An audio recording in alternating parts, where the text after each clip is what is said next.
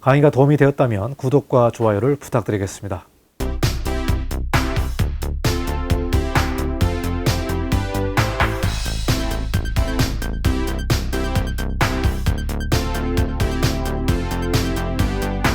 별표 1에 건축설계 업무의 범위 및 품질 기준표라고 나와 있습니다. 이거는 이제 표준계약서에서 나온 별표 1인데요. 업무의 구분을 보면은 기본적으로 해야 되는 업무는 이렇게 원 표시로 해놨고, 갑이 추가할 때, 자, 이 업무를 추가합시다, 이런 경우에는 이제 이렇게 삼각형 표시를 해놨습니다.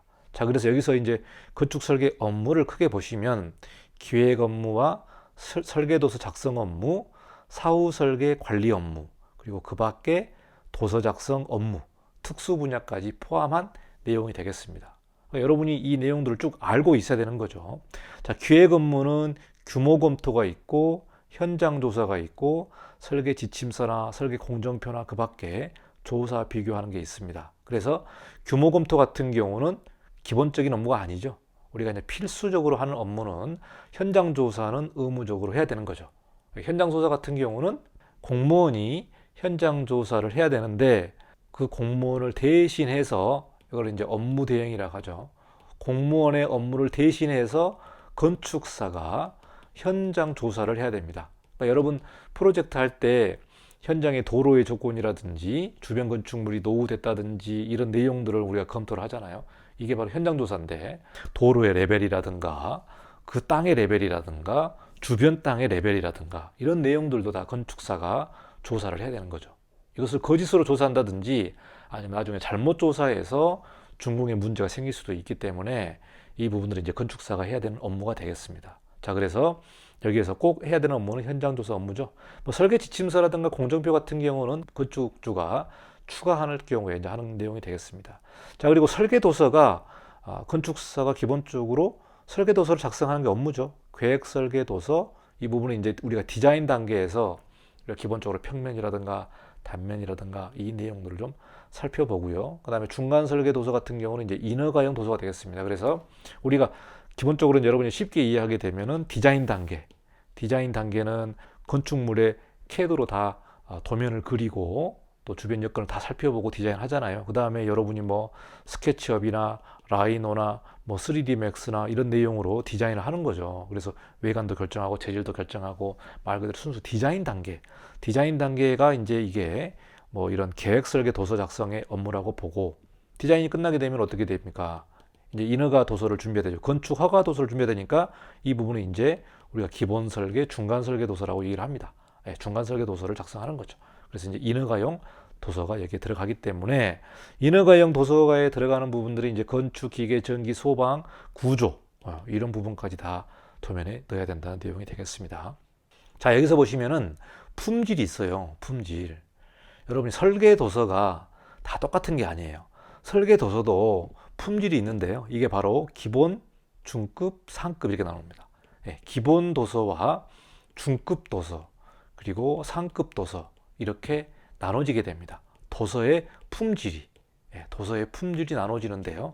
여러분이 이 기본 도서, 중급 도서, 상급 도서를 구분하는 거는 설계 도서의 양과 또 설계의 어떤 디테일에 추가되는 그 도서의 부분들, 이런 부분들을 어디까지 하느냐에 따라서 기본이냐, 중급이냐, 상급이냐 이렇게 나눠지게 됩니다. 이 도서에 따라서 뭐가 달라지느냐? 비용이 달라지는 겁니다. 비용이. 기본 도서일 때, 중급 도서일 때, 상급 도서일 때 이 업무의 내용에 대한 관련된 도서의 양이 많아지고, 그리고 이 설계비를 산출할 때의 그 비용이 달라지는 겁니다. 이렇기 때문에 이제 비용 부분이 문제가 되는 거고요. 나중에 서로 간의 갑과 을이 싸울 때 그 비용에 대한 기준을 어떻게 보느냐에 이제 감정을 하거든요. 감정 평가를 한다고 그래서 설계자가 일을 많이 했는데 진짜로 그렇게 많이 했는지, 설계자가 갑한테 손해배상 청구를 해서 당신이 나한테 줘야 될 돈이 1억 원입니다 라고 요구했을 때, 갑은 무슨 소리냐, 당신 일한 거 보니까 5천만 원짜리밖에 안 되던데, 이렇게 따질 수가 있단 말이에요. 그러면 서로 간에 말이 틀리잖아요. 이런 경우에는 이제 법원에서 감정평가를 하는 겁니다.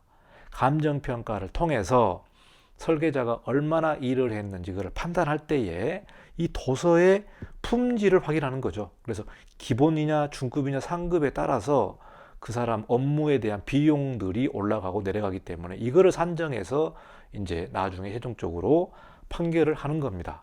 그러니까 내가 실제로 일을 많이 했지만 법적으로 따지면은 얼마 안 될 수도 있어요. 그러니까 내가 실제로는 업무를 1억 원어치를 했지만 이 감정평가를 받으면 5천만 원밖에 안 나온 경우도 있습니다. 이게 이제 법으로 따져 들어가게 되면은 이렇게 업무의 양과 상관없이 이 도서의 품질, 이 내용에 따라서 판정을 하기 때문에 내용이 다 달라진다는 내용이 되겠습니다. 그래서 이 부분도 좀 살펴보시고, 사후 설계 관리 업무는 뭐냐면 우리가 착공도서를 납품하고 현장에서 이런저런 업무로 전화를 하고 협의를 하거든요. 그래서 이 부분은 이제 시공 과정에서의 설계 의도나 해석이나 자문이나 이런 업무는 우리가 이제 기본적으로 하게 되는데, 이 역시 계약의 범위에서 가위 추가하는 경우입니다. 추가하는 경우죠. 이 내용 좀 보시고, 상세 시공 도서도 추가하는 내용이고요. 건축물의 유지관리 지침서 같은 경우도 이제 추가하는 내용이다. 건축물 대장 작성, 이 업무도 이제 설계도서를 납품한 다음에 추후 관리 또 AS 하는 그런 내용 중에 하나가 되겠습니다. 자, 그 밖의 도서 작성은 조감도, 투시도, 내외, 이 업무들은요, 여러분이 계약하기 나름입니다. 그래서 조감도, 투시도 발주하게 되면은 설계비에 포함되어 있다면 조감도, 투시도 한 장에 200만 원, 300만 원, 400만 원 그렇게 들잖아요. 또 내부 한 컷당 100만 원, 200만 원, 300만 원 들어가기 때문에 이런 컷들을 얼마나 하느냐에 따라서 이 CG 비용이라고 하죠, 우리가. CG 비용이 1,000만 원, 2천만 원, 5천만 원까지 나올 수 있어요. 프로젝트가 큰 경우에. 그러니까 작은 프로젝트 같은 경우는 CG 안 하지만 우리가 대형 프로젝트 할 경우에는 CG가 뭐 10컷 이상이 나오지 않습니까? CG 10컷만 해도 어떻게 돼요? 최소 4천만 원에서 5천만 원까지 나올 수 있거든요. 그리고 뭐 동영상을 제작한다. 우리가 분양을 위해서 동영상을 제작해서 이게 다 별도입니다. 이런 부분들은 여러분이 조심해야 되는 게 뭐냐면 설계비와 업무의 영역비를 클리어하게 해야 돼요. 여러분이 이 업무에 대한 내용을 알아야만 계약서에 이 서비스는 내가 해드리겠습니다. 이 내용은 별도입니다. 라고 건축주한테 이렇게 협의를 같이 하는 겁니다. 자, 보면은 조감도, 투시도 들어가 있고 각종 심의도 있죠. 심의가 건축, 경관, 문화재, 또 토목, 구조, 다양한 심의들이 있거든요.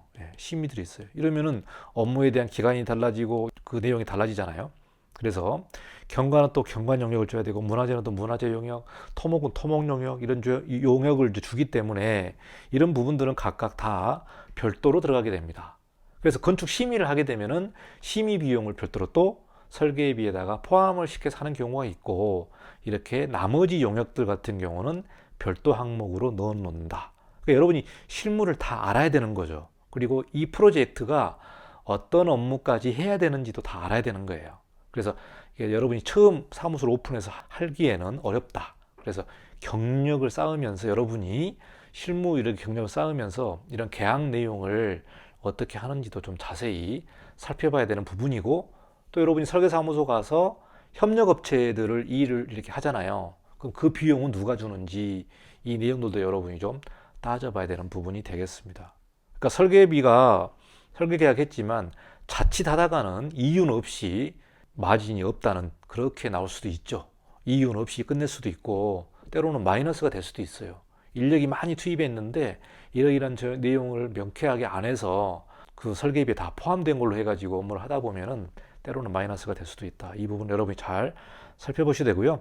시방서, 특기 일반 시방서는 다 자료가 있기 때문에 여러분이 뭐 큰 문제는 아닙니다만, 특기 시방서 같은 경우는 이런 내용들도 다 여러분이 받아서 이제 작성을 해야 되는 거죠. 특별한 공법이라든가 재료라든가 이런 부분들은 또 그 회사에서 시방서가 있어요. 이런 내용도 좀 살펴보시고, 계산서, 구조계산서, 기계, 전기, 소방, 토질, 지질 이런 내용도 있고, 수량 산출조서, 공사를 하는 그런 각 물량별로 수량을 산출하는 내용들이 다 나오는데, 이 수량 산출 조서도 비용이 600, 700, 800, 1000만 원 넘게 나올 수가 있습니다. 그래서 대형 프로젝트 설계비가 뭐 10억 단위 넘어가는 것들은 이런 서비스를 다 해주지만 작은 프로젝트들은 수량산출 조소가 몇백 나가기 때문에 사실 설계비가 그렇게 크지 않으니까 많은 비용이 나갈 수도 있죠. 자, 공사비 예상 내역서, 측량 지질조사. 측량 지질조사는 이걸 의무적으로 해야 되는 거죠. 이런 부분들은 이제 설계비에 포함할 거냐, 아니면 건축주가 직접 낼 거냐, 이 내용이 되겠고, 관청 대행 업무. 이게 뭡니까? 인허가죠, 인허가. 인허가 업무도 포함을 할 거냐 말 거냐. 그리고 그 밖에 건축주의 별도 요구사항. 별도 요구사항이 뭐가 있을까요? 예를 들면 모형. 여러분이 이제 기본적으로 여러분이 이제 설계를 하면서 모형을 만들지만 파이널 모형이 있죠. 굉장히 디테일하고 프로들이 만드는 파이널 모형은 모형 제작비만 아무리 싸게 해도 500만 원, 1000만 원, 뭐 2000만 원 그렇게 됩니다. 그러니까 모형 제작도 이런 경우도 별도로 해야 되는 부분이 되기 때문에, 자, 여기에 안 들어가 있는 내용들은 다 별도 영역으로 산정을 해서 계약을 해야 되는 그 내용이 되겠습니다. 자, 그리고 건축 설계 업무 범위 및 품질 기준표에 이제 그 뒤에 또 항목이 나오는데요. 건축주 요청에 의한 업무이기 때문에 이 부분 다 추가 업무가 되겠습니다. 추가 업무. 예, 추가 업무가 되니까 한번 보시면은 인테리어 설계 업무. 사실 건축의 또 인테리어 설계 같은 게 별도죠.